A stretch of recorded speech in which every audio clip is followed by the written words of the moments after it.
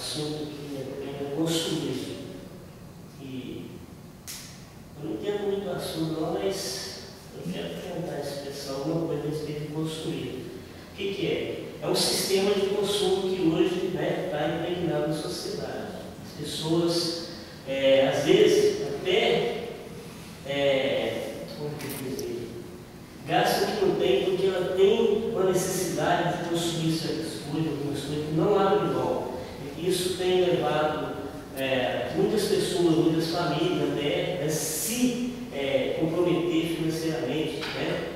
Ver um vestido bonito, tem que comprar, um sapato bonito, tem que comprar, tem que manter uma aparência, a sociedade está dessa forma, tem que manter o modelo, tem que estar, assim, como que eu vou dizer, tem que estar com uma aparência apropriada para que o modelo realmente ela está bem, e o consumismo vai por aí afora.